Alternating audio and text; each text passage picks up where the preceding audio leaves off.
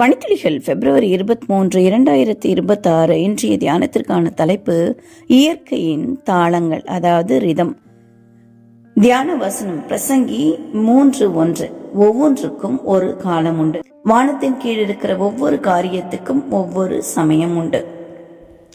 தேவன் காலத்தை தெய்வீக நோக்கத்துடன் உருவாக்கினாராம். ஒரு நாள், ஒரு வாரம், ஒரு மாதம், ஒரு ஆண்டு என மற்றும் உயிரினங்களின் வாழ்க்கையிலும் இந்த தாளம் தெளிவாக பிரதிபலிக்கப்படுகிறது. ஒரு நாள் 24 மணி நேரம். தேவன் வெளிச்சத்திற்கு பகல் என்றும் இருளுக்கு இரவு என்றும் பெயரிட்டார். சாயங்காலம் விடியற்காலமாகி முதல் நாள் ஞாயிற்று என்று ஆதியாகமம் 1:5 படிக்கிறோம். முதலில் சாயங்காலம், பிறகு காலை. எனவே இரண்டும் சேர்ந்து முதல் நாள் என்று கூறப்படுகிறது. வாழ்க்கை இந்த சர்க்கடிய தாளத்தை பின்பற்றுகிறதாம், அதாவது ரிதத்தை பின்பற்றுகிறது. ஒவ்வொன்றத்திலும் நாம் தாளத்தை பார்க்கலாம், அதனுடைய காலங்களையும் பார்க்கலாம். மனிதர்கள் உறங்குகிறார்கள், எழும்புகிறார்கள். செடிகள் திறக்கின்றன, மூடுகின்றன. மிகச்சிறிய மைக்ரோ ஆர்கானிசம் ஆகிய சயானோ பாக்டீரியாக்கள் கூட ஒளி மற்றும் இருட்டு சுழற்சியின் அடிப்படையில் ஒளி சேர்க்கையை இயலுமைப்படி மாற்றுகிறதாம். இது எல்லாமே தேவன் ஏற்படுத்திய முறையே. ஒரு வாரம் 7 நாட்கள். தேவன் 7 நாள் வாரத்தை ஏற்படுத்தினார். அதாவது 6 நாள் சிருஷ்டித்து 7ஆம் நாளில் ஓய்ந்திருந்தார். அது ஒரு வாரம் எனப்படுகிறது. ஆதியாகமம் 2:2-3 வாசித்து பார்த்தால் தெரியும். இது இயற்கையிலும் காணப்படுகிறதாம். அசிட்டோபிளாரியா எனும் பச்சை தாவர ஆல்கா கூட ஆய்வக சுழற்சியில 7 நாள் வளர்ச்சி தாளத்தை காட்டுகிறது. அதாவது அது வளர்வதற்கு 7 நாட்கள் காலத்தை காட்டுகிறது. மனித உடலில் சில உயிரியல் சுழற்சிகள் மற்றும் குணமடைதல் செயல்முறைகளும் 7 நாள் வடிவத்தை பின்பற்றுகிறதாம். இது தேவனின் ஓய்வு நாள் வடிவத்தை குறிக்கிறதாம். ஒரு மாதம் 30 நாட்களை குறிக்கிறது.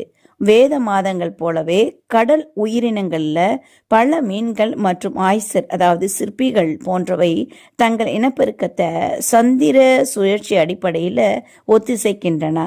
பெண்களின் பிரசவ காலம் 10 மாதங்களாக கணக்கிடப்படுகிறது. ஒவ்வொரு மாதமும் 30 நாட்களாகவே காணப்படுகிறது. ஒரு வருடம், அதாவது 360 நாட்கள் விலங்குகள் இடம் மாறும் மைக்ரேஷன் ஏற்படுகிறது.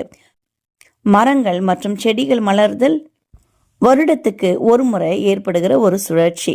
கரடி குளிர்கால தூக்கத்துக்கு செல்லுதல், அதாவது ஹைபர்னேஷன் செல்லுதல், இவை அனைத்தும் வருடாந்திர தாளங்களையும் காலங்களையும் பின்பற்றுகின்றனவாம்.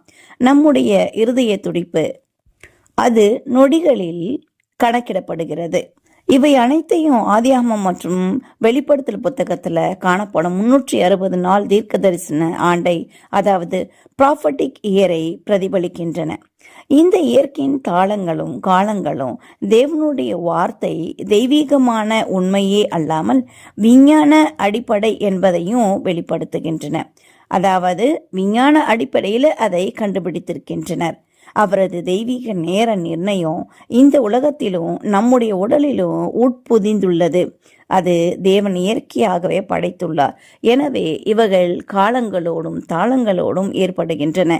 இது நமக்கு, அதாவது உலக சிருஷ்டிகள் அனைத்தும் சிருஷ்டிகரின் கால அட்டவணையை பின்பற்றுகிறது என்பதை நினைவூட்டும் சக்தி வாய்ந்த உண்மை.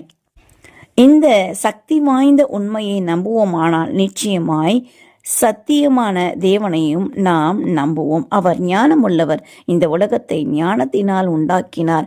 அவருடைய ஞானத்திற்கு ஈடாகுமா? எனவே தேவனிடத்திலே நாம் விசுவாசம் உள்ளவர்களாயிருப்போம். தேவன் நம்மை ஆசீர்வதிப்பார். இந்த நாள் உங்களுக்கு இனிய நாளாயிருக்கட்டும்.